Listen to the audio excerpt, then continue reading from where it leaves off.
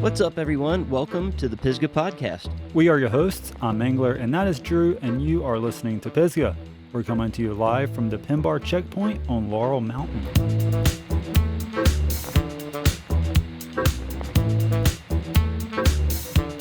So what is in the news this week? It's a slow news week, but not a no news week. The Sea Otter Classic happened in Monterey, California this past weekend with lots of new products being introduced to the market. You mean products that are not going to be available for another year, probably? Yep, that's true, but there was some for fun style racing that happens at this event too. Recent Pisgah Podcast guest and Pisgah Forest local Nico Mullally placed second in the downhill on a modified trail bike. Maybe that's a down DH perhaps, or maybe even Trail Plus, I don't know. And North Carolina shredder Carolyn Washam placed fourth in the women's downhill. And, most East Coasters don't, usually go to Sea Otter unless their sponsors make them. So it's neat to see any of them, out there and placing well. Yeah, Sea Otter in October is pretty bizarro, but, I'm glad that any events like this are back, and perhaps the calendar was ready for a shuffle.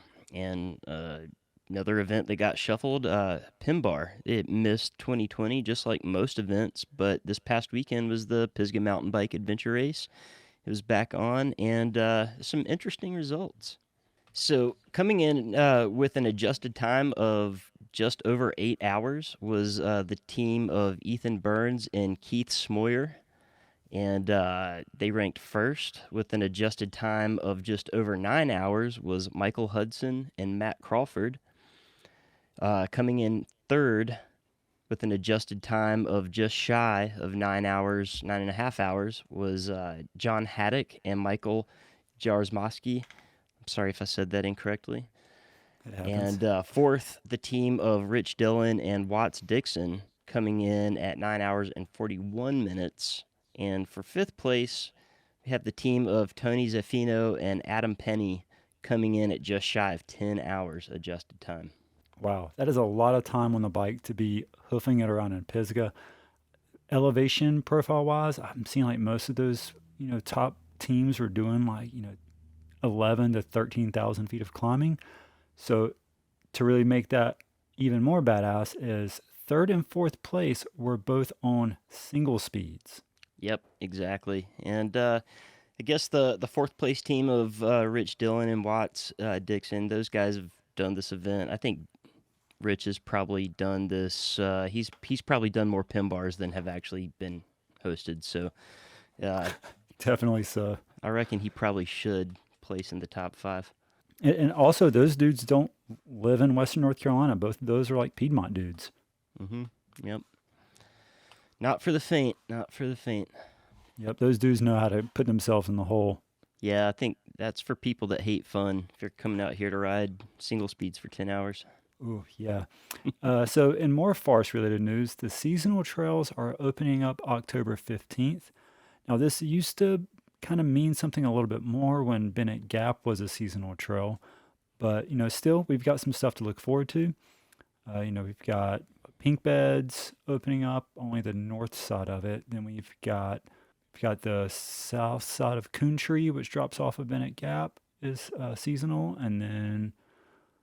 see what else. We got North Slope, and then the ever popular Butter Gap to Cat Gap Loop, which currently is going to require some creative route planning to ride that, because as it stands right now, the Fish Hatchery parking lot is still closed, and also 475 west of the Daniel Ridge Trailhead parking is closed up to Gloucester Gap.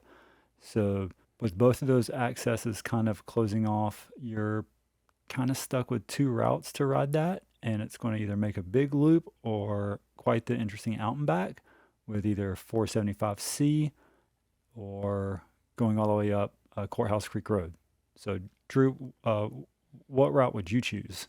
I would probably just out and back, to be honest. So either you're driving in along Forest Road from the other side of Brevard, or you're pedaling up a lot of Forest Road to get there and descending a lot of Forest Road. Yeah, You lose a lot of elevation on those forest roads just to make it happen. You do. Doesn't seem worth it. Let's just stay on the other side of the forest for the time being and let nature take care of things. Let the Forest Service take care of what they need to clean up. Oh, I don't blame you. Yeah, the seasonal trails it always to me marks the official end of the summer. The weekend before last, there was an event at the Riveter that also signals the end of the summer. It was the second annual Harvest Jam. And so I sat down with Joey and Elizabeth from the Riveter and got some information on the event and the Riveter in general. Awesome. Look forward to hearing this.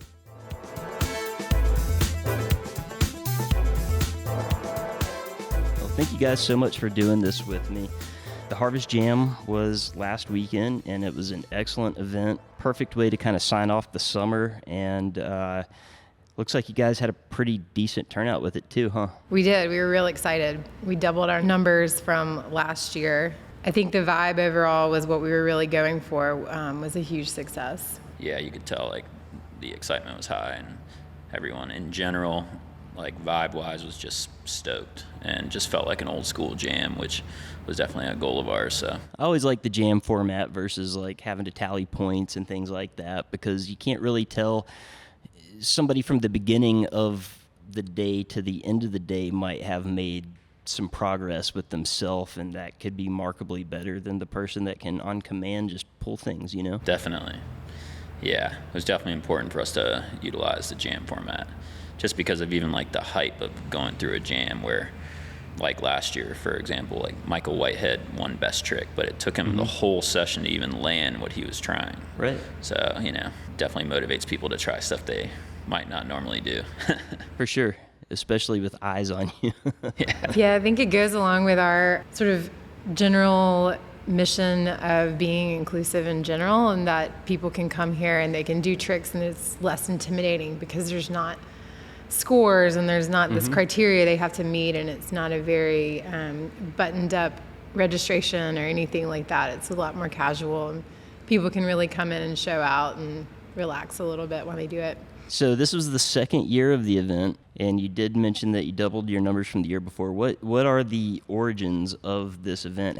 Where did the idea come from? We started talking about the first Harvest Jam right around the same conversations as the corn being cut down in the farm area, the Riveter property. So we're always talking about random ideas about new lines and like all kinds of cool stuff to build. So around that same time, we started talking about how it'd be fun to have a jam towards, moving into fall. We just had a general idea of like hosting a really fun, good times oriented jam event. We really wanted to represent like the vibe that we try to put off and, what we're about. So I know Elizabeth and Walker Shaw at the time and multiple others started organizing their ideas, and very quickly thereafter, that's when the first Harvest Jam was put together towards the end of October in 2020. Nice. You guys built a whole new line for that one, right? We did. In 2 weeks. In 2 weeks. Yes. It was very much put together as we were watching the corn being plowed and realizing that we had a lot more land that was out of the flood zone that we could potentially put something fun on that was a little bit of a different style than what we have on our other lines. Right. Make some excitement for people to come out that are used to riding this place, and maybe, they're not used to riding that line yet. So Exactly. That was definitely like a fun factor with that event. So that was cool. And on the first year, it was just a 6-pack jam, and you guys went to the single jump kind of thing this year. Yeah, last year I think we literally, that was like the phrase that we used. If you come from like old school BMX world, you'd know it. But we were like, we want a DK dirt circuit. DK dirt circuit. 6-pack. Yep. And that's exactly what was built. So yeah, fairly quickly. But we were lighting log fires on the jumps at night, like trying to dry them out and just really going through it. But It was pretty epic. yeah, ended up being pretty fun. Yeah.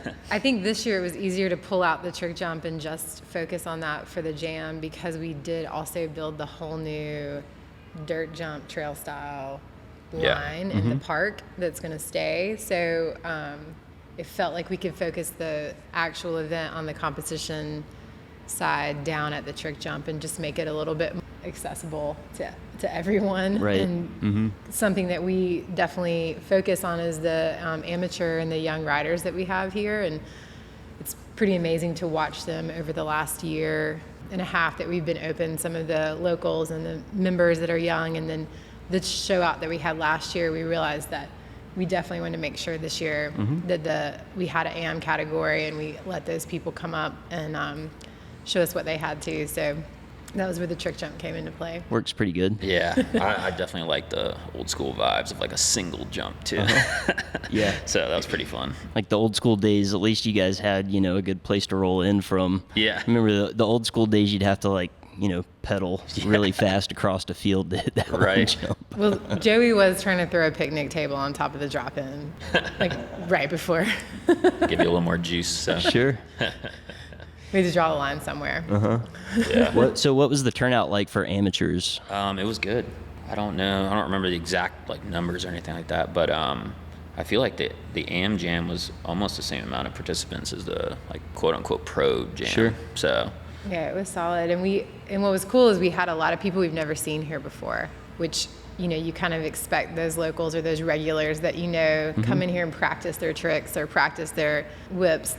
We knew they were going to show up, but it was neat to see some other people from around the area, and people traveled up from Florida, from Miami, and down from New York, and Yeah, it was New pretty Hampshire. cool. That's definitely one of our main focuses with the park is pushing the younger scene. Absolutely. That was one of our main focuses this year with the jam was to have an amateur category. And with it being jam format, we didn't want to have 10 different events by ages or anything like that. So we kept it really simple. Just AM was 15 and under, and pro was any age if you wanted to enter that. So Right. but yeah, it was important for us to include that in the jam because it's such a big part of who we are. So Yeah, for sure. I feel like, especially for the locals, you probably have more returning locals that are young versus, people that are able to drive themselves here, maybe. I don't know. well, you'd be surprised, honestly. Yeah, really? Yeah, I feel like we have a really good mix. But yeah, some of the older riders, they're already pretty much lifers. So Right, yeah. some of the younger riders, can go any direction at any time. So we really want to try to hook them For sure. into the lifestyle. So But I think one thing they're probably just as psyched about are, the quote unquote pros that are coming, gives them something to watch as well instead of just a competition for them to try to show up and present something. They can also get some inspiration from those other people that are showing up. Absolutely, and that's what one of the pros that came, David Lee, spoke to me afterwards about how cool it was when he grew up. He would go to skate parks and get to see some older riders that he, looked up to or were kind of mentors for him. But it's cool to have here. What he was noticing is that all these young riders are riding right next to him. Right. Right behind him, right in front of him. And that's really what it's all about. And that was, one of the most beautiful things that happened last year at Harvest Jam was to look out across all the lines, and there's just trains of riders coming down every single line, and everybody's grinning and yelling and having a blast. And this year it was, like I said, twice as many people coming down constantly. And it's really cool to see that the young people definitely are inspired by all those older riders and Right. more advanced riders. And then you get the older riders here by putting that money up. Exactly. I gotta feel like some of the pros that showed up, they didn't really have events last year. Right. So I bet a lot of them are kind of hungry, and they see those prize dollars put up, and that gives them some motivation to show up too. definitely. Well, and we didn't have, it was not an invite situation, so anybody could show up and Yeah, if they can win it, they get it. that's awesome. Yeah, yeah. definitely a good wild card with that. Yeah. Yeah. For sure. Yeah, I feel like that turned out pretty good. Yeah, it can be stressful because you don't know exactly who's going to show up, and we definitely wanted to be able to put on a show for the spectators and everybody that's involved. I was psyched on everybody that turned out and people we'd never heard of before. It was pretty cool. Yeah. That's definitely the beauty of a jam format event. Oh yeah, absolutely. Yeah. It takes an intimidation factor away from it for sure, and the energy gets amped up because of that. I definitely agree. And we had AM versus pro for turnout. What about participation numbers with BMX versus mountain bike riders? Is that something that you kept track of, or is that a factor in any of it? I wouldn't say we keep track by numbers. There's no one actually out there tallying that or keeping tabs on that, but we definitely watch it all the time. We're always curious, who our riders are. And I would say it really was probably 50-50. Yeah, honestly. I know I personally didn't keep count. Right. Who was riding on a BMX bike or a mountain bike or DJ or whatever. Sure. Even coming from like a BMX background, like personally doesn't make any difference to me. Yeah. And that's why I asked, because in my BMX days, it mattered to a lot of people. You didn't want to get pigeonholed as the mountain bike spot. Yeah. But now it seems like there's a lot of cross-pollination and there's a lot of support, like dirt jumpers are dirt jumpers, whether they're on mountain bikes or BMX, or street riders are street riders, whether they're on what bike they're on or not. So it really feels like it's gotten a lot more accepted and there's a lot more cross-pollination between the two. Definitely. We had like slope style professional riders here, and then we also had like street BMX legends like Corey Martinez and Seth Kimbrough here just chilling. So it's pretty cool, especially nowadays with how blurry everything's getting. It's pretty cool to have a spot like that we have that, we're watching too, For sure. We I definitely. think it's exciting because we're used to seeing more frequently, BMX riders doing some of the more gnarlier tricks and height and things like that. But there are people out there with some heavy mountain bikes that are throwing down. Just roasting. Yeah, it was super impressive. To me anyway. Right. Yeah, that's how I like to look at it. I'm like, we're like a trail spot or a dirt jump spot. But, if you're going to come out and ride and lap it up all day and straight up just hang and have a good time, then, that's the vibe we're looking for. So it doesn't really, to me, it doesn't matter as much as maybe it did when I was younger or something. But, but I mean, if you're roasting higher than anyone else, like, do you, Yeah, no, I'm with that. I'm totally with that. It's just, there's like a generational component to that, and I'm glad it's gotten to where it is now. Definitely. So, pretty cool. And so, obviously, you guys have good feelings about the event and, how it picked up from last year. Did you get any feedback from any of the participants? I feel like,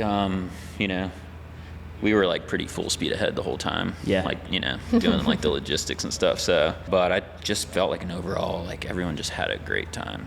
Excellent. We've gotten multiple messages on our social media account from riders that came out that were like, I had no idea, I can't wait to come back. Right. Just how much fun it was the whole day and the whole feeling of it. And that's, when I talk about numbers doubling, it's nothing to do with really how many people here, it's how the energy felt. Yeah. It's just even bigger, and stronger. And that's what it's the hardest thing to control.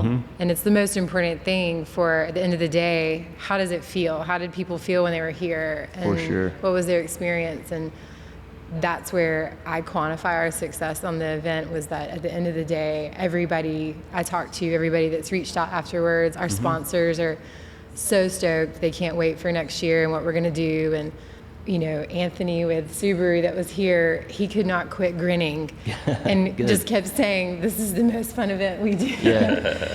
And that's what it's all about for us, for sure. Yeah, and that's another good thing about the jam format is that energy is just contagious. And that's kind of what, gets everybody to kind of raise what they're doing, for sure. Totally. Yeah. And you have to give a big shout out to Will for that. Yeah. Yeah, Will's great. He was amazing. Yeah.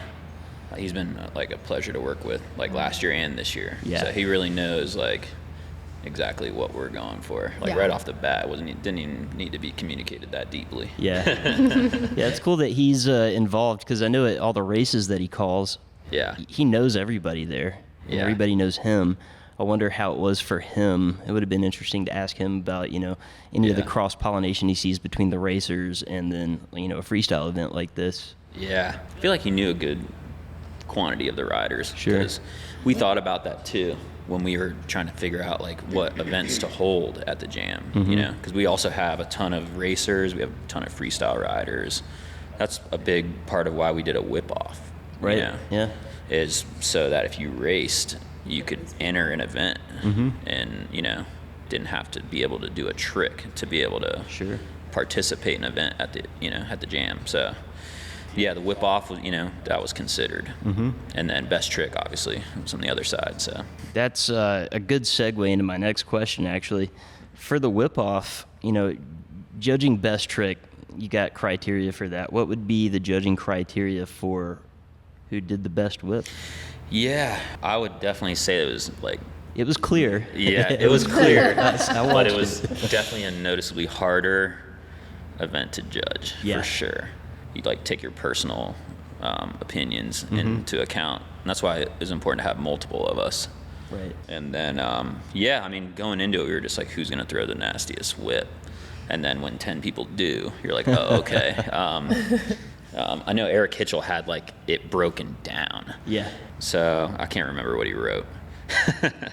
But yeah, we were just honestly like just looking to just on the surface what we thought, you know, entertained us the most and entertained everybody. So I think that's fair because the way that you throw a BMX bike versus the way you throw a mountain bike are two different things, and even a dirt jumper versus, you know, a trail bike. yeah, And trail bike won, yeah, but I mean, Right. it's one of those things you can't describe, but you know it and you saw it, and we Yeah. all saw it, and it was Yeah. definitely a clear win.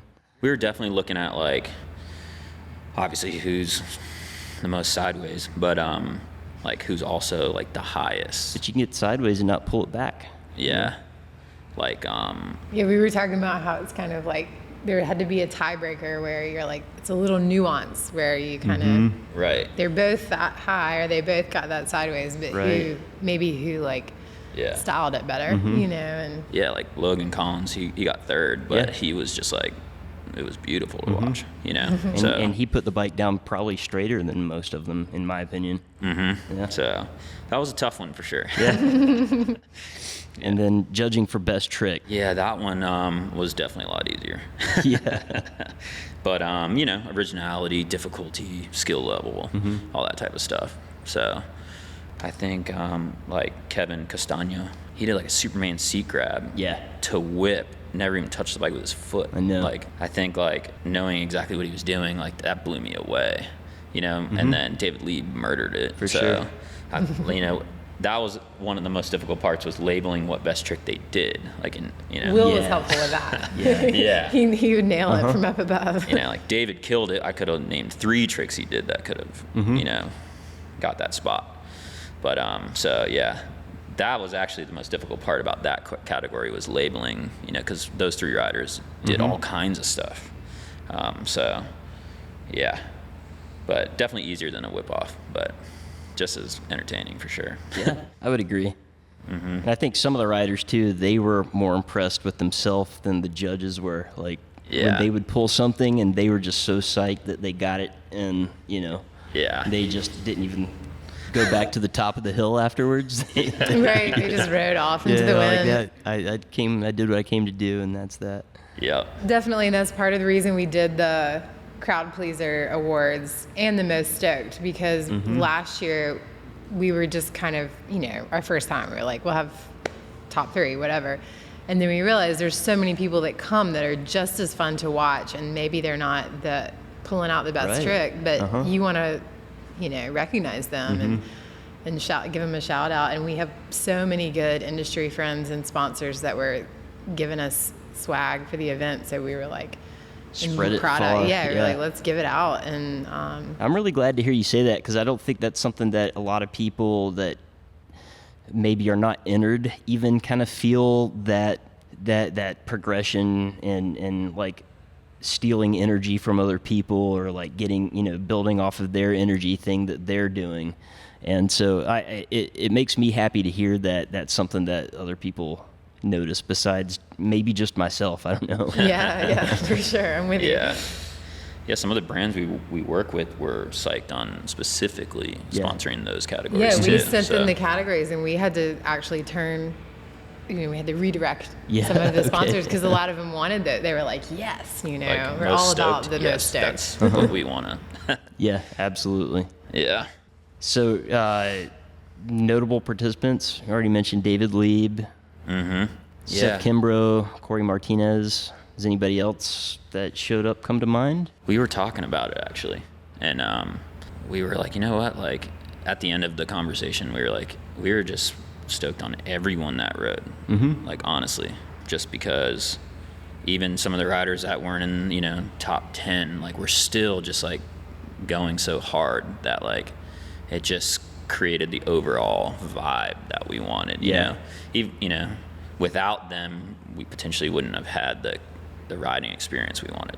So I had a hard time trying to think of, I could think of people's names, but and we were stoked overall, to see just in general. That's fair. some of our members that we see ride here all the time, and they do like Stephen Penland's name came up because he's a regular and a friend of ours, and he does a lot of tricks here, but that day he was pushing it, and it was so fun to watch him in that element, that we haven't seen him in before, and almost land a 720. It was close. He almost did. Yeah.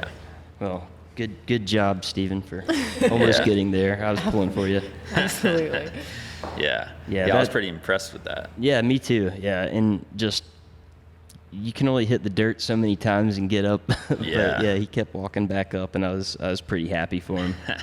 And I was psyched too because I ran into a friend of mine that I haven't seen since probably 2002, and he was here with his family, and he rode earlier in the day and decided not to necessarily be competitive, but it was cool to catch up with somebody that I had no intention of running into at an event like this too. Yeah, that was actually something EJ came up with for the entry fees. Like, you don't have to just enter the contest, because sometimes you go to a contest and you're like, I want to ride, but I'm not going to enter. And she came up with like, just get a riding pass. That way you can just ride in the trains all day. Sure. Like, you don't have to enter. So that was kind of cool. Like during the events, like I was sitting there and for a second I'd look up and I'd just see these massive trains through the lines. I'm like, whoa, like feels like a music festival or something. It really did feel like kind of a music festival. We did have DJ Logic there, which was amazing. And he was so stoked. Afterwards, he kept talking about how fun it was to try to time his mixing and with his music with everybody's tricks and with people hitting the jump. And that's interesting. That's something I would have never thought about. And I felt it, now that you think about it, you're like, there was a lot of times that it was just like this beautiful moment where David Lee did some crazy trick and the music just dropped right then. Right. That's cool. I'm glad he was paying attention to that too. That also just helps the environment altogether. I don't remember who exactly podiumed for each event. You guys want to go through that? For the Subaru Best Trick, in Pro, it was David Lieb, he won. Second was Kevin Castagna, and then Christian Earhart. Okay. In AM, it was Collier Key, Luca Jones, and then Tyler Gavin. Right on. So that was Best Trick. In the Red Bull Whip-Off, it was Ryan McGarry, Blake Woody, and then Logan Collin. And then in AM, it was Ethan Kreis, Sean Nicosia, I think that's how you pronounce it. And then Collier Key again. Cool. So, yeah, it was pretty sweet. Yeah, those Key kids come from a thoroughbred. Yeah. Gosh, they're awesome. Yeah. Their whole family is great. They really are. Yeah, he had a cast on the whole time, too. I know. I didn't realize that till the end. I didn't either. I was like, oh, yeah, that's right. You did get hurt. Just didn't care. Yeah. Any unique ideas for next year's Harvest Jam or any other future events? Well, we tend to kind of, listen to what our community's looking for.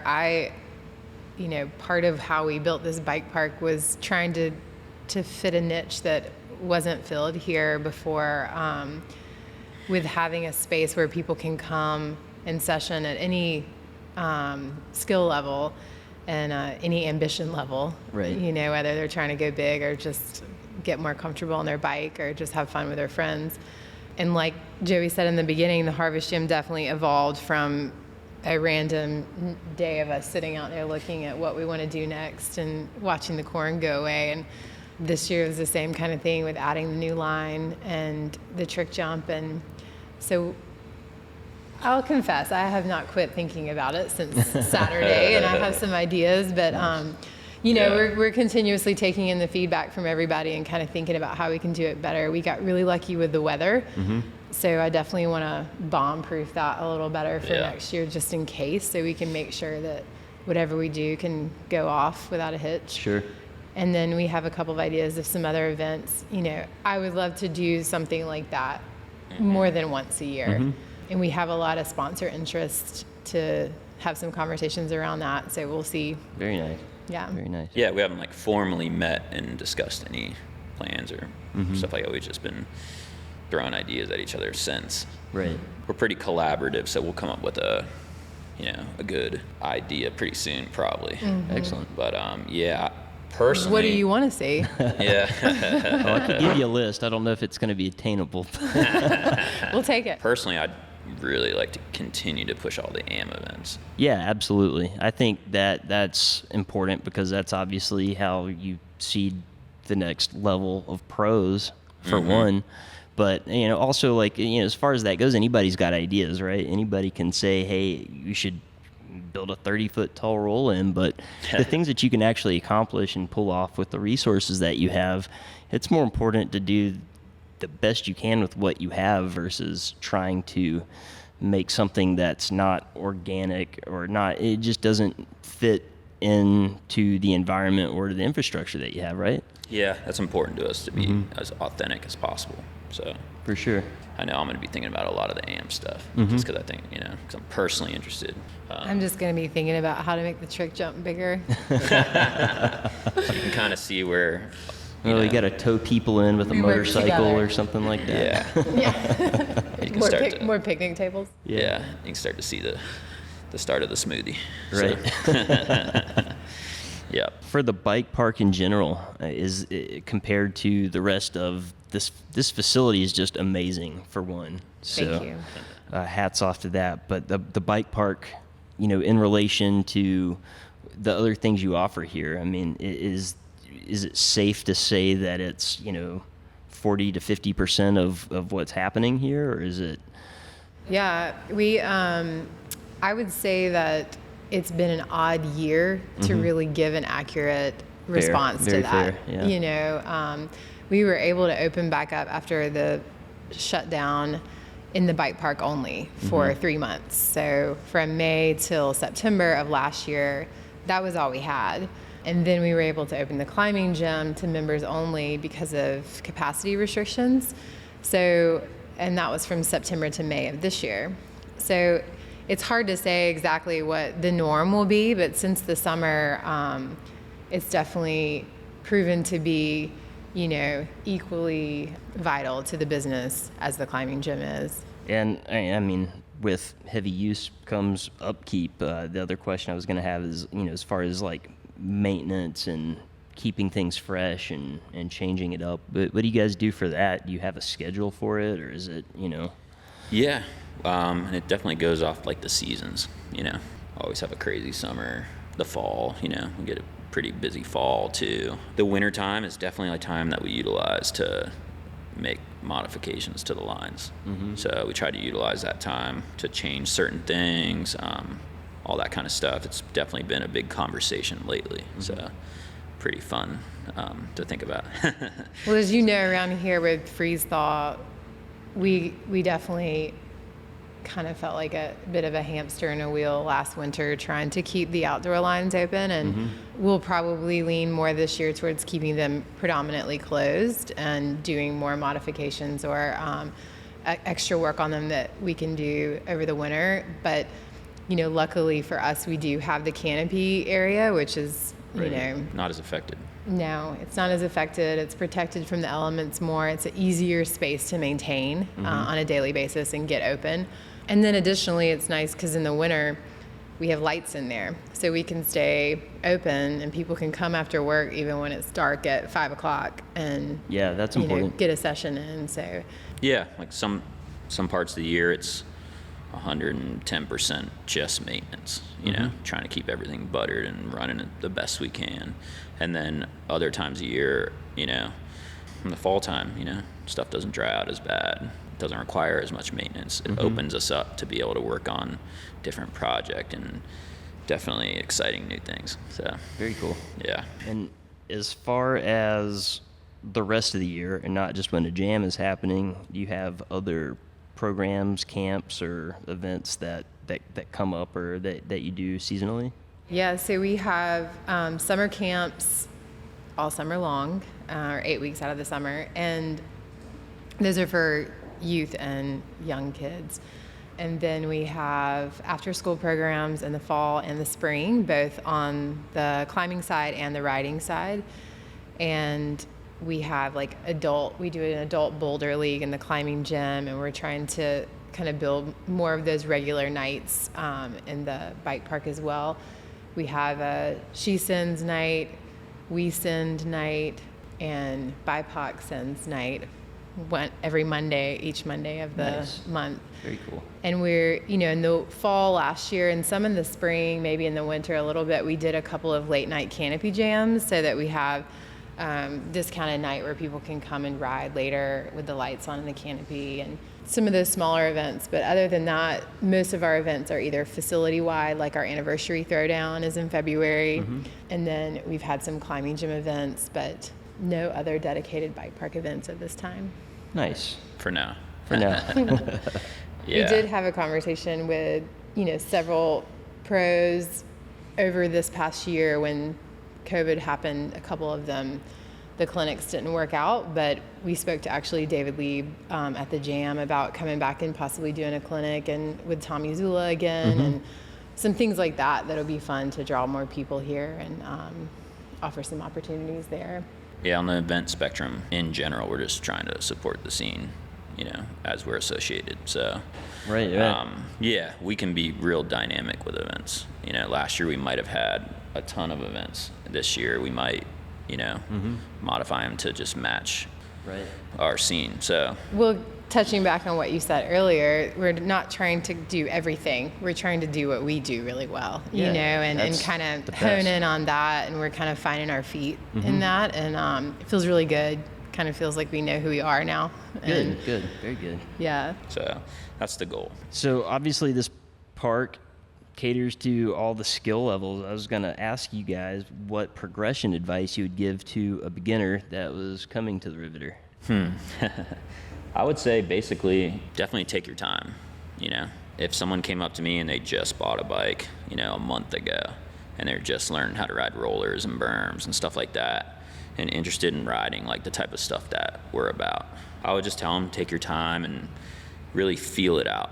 Most importantly, ride and get your laps in. I feel like beginners are in search of and taking so much information in the beginning of their riding that they're always actively thinking about how to apply it even while they're physically riding. So building the correct habits and all that's important, but however I feel like experiencing it and really getting a feel for what they're doing is just as important, and progression will come. I always tell people to relax a little bit and just ride. Take your time. Feel it out. You'll get it. So I like that. Yeah. And on the other end of that, you get the people that come that are really good mountain bikers, possibly, and or for example, and they come here and it's very different. And so, kind of echoing that, come in and feel it out. Take your time. The dirt jumps are like concrete, and people aren't used to that. So we definitely encourage people. We give everybody an orientation that comes here, and we encourage them to start on the green line no matter how good you are. Right. No matter what you ride in Pisgah, start on the green. Yeah, I know a lot of very good mountain bikers that cannot make it to a pump track, and it's humbling. Yeah. And honestly, I think it's a feeling that a lot of people could benefit from, just kind of being taken back down to the nuts and bolts of pushing a bike and making it stay in motion. Absolutely. Yeah. On the other side, I know some, riders that can ride 25-foot sets, but they can't make it through a technical section on a trail. I'm sure they're losing their mind. So, One rock. So yeah. I need names. Advice for an intermediate in that situation. We get a ton of intermediate riders, and they're a little bit more comfortable. They realize, since a lot of beginner riders, they're not even sure what the scene is like. So they might think that they're showing up to a situation where people are going to be judging them or potentially, Yes, the intimidation treating factor. them a certain way. And then, this is the riding scene. So it's shortly thereafter, they're pretty comfortable. Good. So, once they start to progress and they get to that intermediate level, they're already pretty comfortable. They're just like genuinely interested in getting better at riding. So I always just tell them to ride with people that are better than them. Run trains with riders that are better than you. That's one of the perks of riding here is you can run trains all day with whoever, just get in the back, riding lines like that. So That's super important. To this day, I've ridden jumps and mountain bikes and BMX bikes my whole life. I still have to have a toe in for a brand new jump that I've never hit before. I mean, I maybe it's a depth perception thing that I have, but I have to follow somebody in the first time. Definitely. Yeah, that's the first thing EJ brought up. She's like, following people. I'm like, oh, yeah. Yeah. Well, that was, in my vision of building this bike park was what we don't have in riding that we have in climbing is you can watch people. Right. And you can see how they move their bodies, see how they position themselves, learn different technique and style of, advanced climbers, because I was a climber first. And so that was what I wanted to be able to do here is watch people that are better than me. And because on the trail, they're gone. Right. And no matter where you're at out here, you've got pretty good sight lines that you can pretty well see just about anything from most vantage points. Totally. Yeah, it's laid out And super then you good can, for that. Yeah, and then you go find your people and jump on their train and We get that from intermediate laps. riders a lot too. Like they'll look at some of the bigger lines. They're pretty excited. They want to ride everything. So they'll be like, oh, I don't know about that line. And we'll just be like, just wait till you see somebody hit it. Then you'll be like, oh, all right. Yeah. exactly. Yeah. Go Like, it might be- fast, trail Yeah. speed, don't get stiff. Yeah, like it might look like a huge line, but then when you see someone like chilling through it, then you're like a little less intimidated. Right, totally. And for anybody that gets bored because they can make it through anything here, what do you have to say to them? Show us your best trick. Go ride and stay out of the bar.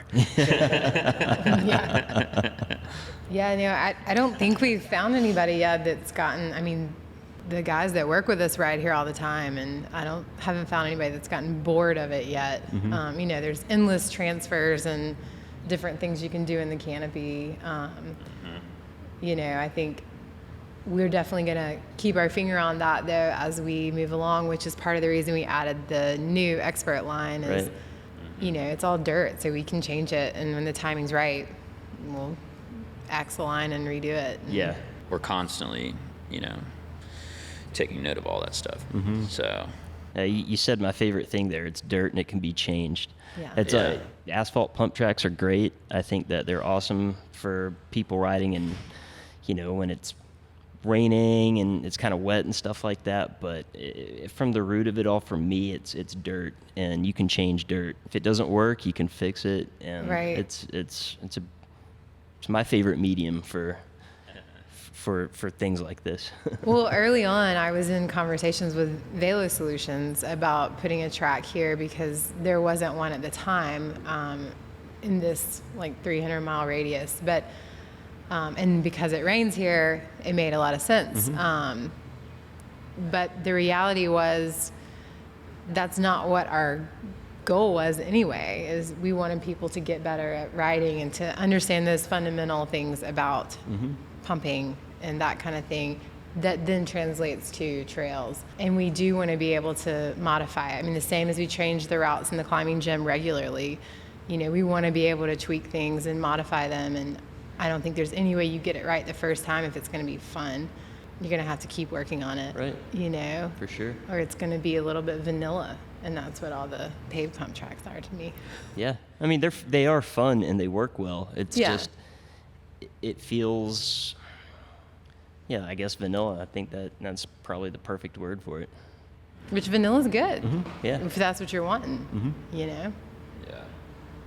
And we like messing with stuff all the time, so it's nice to be able to change the current lines and modify them as we see, So that's been one of the funnest parts about since we opened, really, is just watching how everybody rides everything and who rides it and modifying stuff accordingly. So it's been pretty fun. That covers all my curiosity. Is there anything you guys want to add? Yeah, just all that we've been talking about.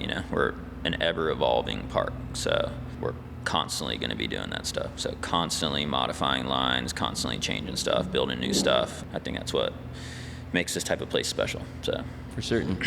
Yeah, and I just encourage anyone that listens to give us the feedback, and we want to stay connected to the people that come here. And we're not building it for the 40 of us that work here. We want to build it for everybody. So But you got to keep those 40 people entertained as well. yes, we will do our best to keep them all happy. Nice. So But thank you for having us on here. Yeah, thank you Yeah. guys for Coming doing out it. to the Harvest Jam. For sure. yeah, definitely. Cool. Definitely been fun.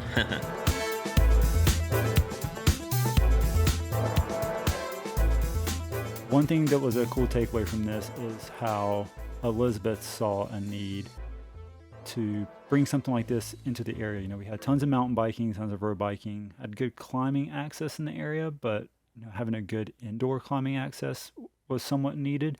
Something that rivals some of the the big cities like Charlotte and Atlanta both have amazing indoor climbing routes, both bouldering and high rope stuff.